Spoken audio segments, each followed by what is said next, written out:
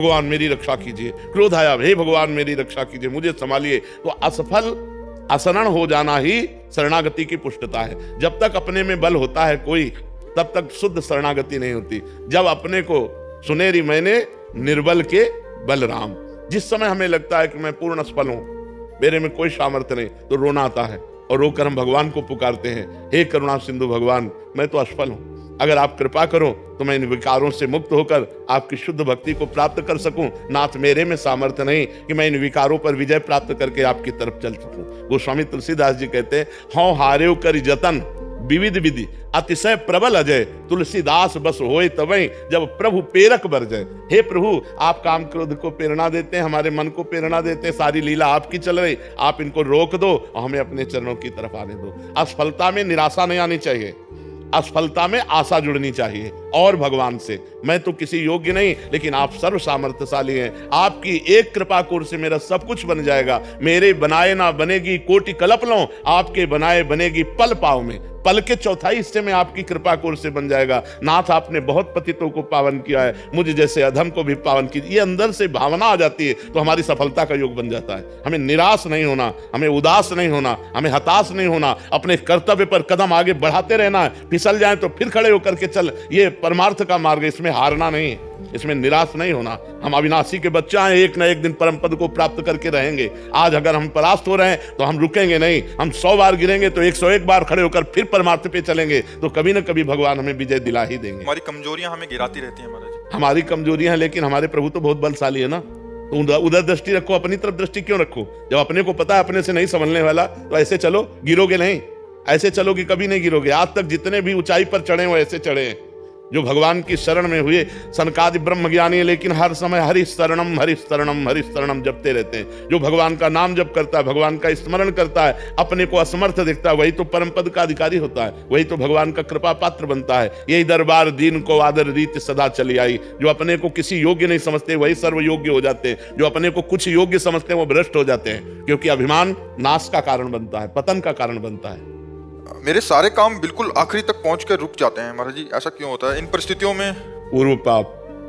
पूर्व पाप हमें असफलता प्रदान करके दुख का अनुभव कराता है, पूर्व पुण्य सफलता प्रदान करके सुख का अनुभव कराता है।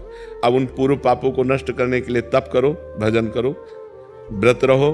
मान लो महीने में 2 व्रत रह जाओ एकादशी के, और खूब नाम जप करो, कुछ स्तोत्र पाठ करो, तीर्थ याटन करो, जिससे तुम्हारे पाप नष्ट हो जाएं, तो वो तुम्हारे को सफलता प्रदान करेंगे। नहीं, पाप ही असफलता प्रदान करते हैं।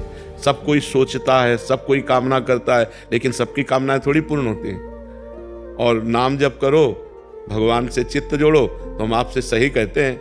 आप सोचोगे कि ऐसा हलवा मिले, तो जैसा सोचा वैसे ही हलवा तुम्हें खाने को मिल जाएगा। जो इच्छा करी हो मन माही, प्रभु प्रसाद कछु दुर्लभ नाही। अब पाप कर्म करो और सोचो कि हमें सुख मिले, तो कैसे मिल सकता है? फिर तो नहीं मिल सकता। जो इच्छा करी हो मन माही, हरि प्रसाद कछु दुर्लभ नाही। अगर खूब भजन कर रहे हो तो जो इच्छा करोगे वो प्राप्त हो जाएगा। अब भजन नहीं, तपस्या नहीं, व्रत नहीं, साधना नहीं, तो फिर किसके बल से कामनाओं की पूर्ति चाहते हो? कामनाएं करते रहो, दुखी होते रहो, चिंता, शोक, भय, मृत्यु, इन्हीं को प्राप्त होता है जीव। इसीलिए सबसे कहते हैं अध्यात्म से जुड़ो, अध्यात्म ही तुम्हें सुख प्रदान करेगा। तुम पैसा कमा सकते हो, तुम नाना प्रकार के पद प्रतिष्ठा प्राप्त कर सकते हो, लेकिन आत्म शांति नहीं। आत्म शांति तो भजन से मिलेगी।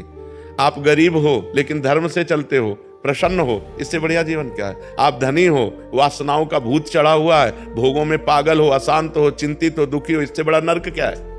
तो जो सुख है वो शांति में है, जो शांति है वो परमात्म स्वरूप है। भगवान का स्वरूप क्या है? शांताकारम। भगवान शांत आकार है ना, तो वो शांति, हम भगवान के अंश है ना, तो हमें शांति चाहिए। भगवान क्या है? आनंद सिंधु सुख राशि। तो हम आनंद चाहते हैं, तो आनंद भोगों में नहीं, भगवान में है। भगवान का नाम जप करो, भगवान के चरित्र सुनो और बड़े बूढ़ों की सेवा करो। ये बात सब अपने दिमाग में रख लो। जो अपने बड़े बूढ़ों का तिरस्कार करते हैं वो कभी सफल नहीं हो सकते। अगर सफलता प्राप्त करनी है तो माता पिता की आराधना करो, वयोवृद्धों की आराधना करो, तप करो, व्रत करो, नाम जप करो, अभी उन्नति होने लगेगी। अब खाते मुर्गा मुर्गी हैं, करते बेविचार है, नशा करते हैं, उन्नति चाहते तो कैसे हो पाएगी? पुण्य है तब तक आनंद ले लो, जहां पुण्य खत्म होता नष्ट हो जाओगे। हमारे शास्त्र आज्ञा करते हैं कि अगर हमें अर्थ की प्राप्ति चाहिए तो केवल भगवान से चाहिए। हम भगवान के ही आश्रित रहें, किसी व्यक्ति के आश्रित ना रहें, और प्रयत्न करें प्रयास करें, खूब नाम जप करें, भगवती स्तोत्रों का गायन करें, भगवत आराधना करें और भगवान से धन चाहें तो प्राप्त हो जाएगा। पर ध्यान रहे, जब तक पाप रहेगा तब तक नहीं प्राप्त होगा। जब आपका पाप क्षय पहले करेगा नाम जप, तब आपको प्राप्ति होगी। केवल कामना करने से धन की प्राप्ति नहीं होगी। देखो, पद की प्राप्ति ध्रुव जी के मन में आई तो जाकर तपस्या की मधुवन में, मथुरा में आकर तब प्राप्त हुआ। ऐसे कुछ नहीं प्राप्त हो जाता। आपके पास तप हो, आपके पास भजन हो, आपके पास साधना हो, तब आपकी कामना पूर्ण होगी। आप व्रत, नियम, संयम, तपस्या, भजन इनको स्वीकार करें, कामना करें या न करें, आपको सुख घेर लेगा। और आप ये सब ना करें तो लाख कामना करते रहो, किसी मंदिर में जाके ऐसे पूर्ण होने वाली है क्या?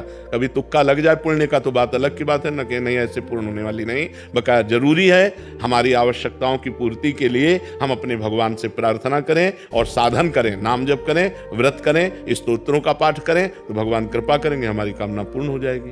जो धनी पुरुष है महाराज जी, उन्होंने भी तो पाप किए होंगे महाराज। हाँ, तो इनको पाप का फल मिलेगा। हाँ, पाप का फल मिलेगा। अभी पुण्य का फल चल रहा है, इसलिए नहीं विध्वंस हो जाएंगे। जो पाप करेंगे चाहे जितने बड़े धनी हो, मिट्टी में मिल जाएंगे। रावण की खोपड़ी को अपनी गोद में रखकर मंदोदरी कहती, राम विमुख सहाल तुम्हारा रहा नको कुल रोवन हारा। उससे बड़ा विद्वान, उससे बड़ा धनी, उससे बड़ा बलवान कौन हो सकता है? मिट्टी में मिला दिया भगवान ने। इसीलिए चाहे जितने बड़े तुम आज धनी हो, पुण्य के प्रताप से हो, और अगर आज मतवालापन करोगे, पाप करोगे, तो कल तुम नष्ट हो जाओगे। न लोक के रहोगे, न परलोक के रहोगे। इसलिए धर्म से चलना चाहिए। वर्तमान के सुख दुख को देखकर प्रभावित नहीं होना चाहिए। कोई धर्म में चल रहा है, दुखी दिखाई दे रहा है, उसका पूर्व का पाप चल रहा है, वर्तमान में बहुत अच्छा चल रहा है। कोई वर्तमान में बहुत गलत चल रहा है और सफलता को प्राप्त हो रहा है, तो उसका पुण्य काम कर रहा है।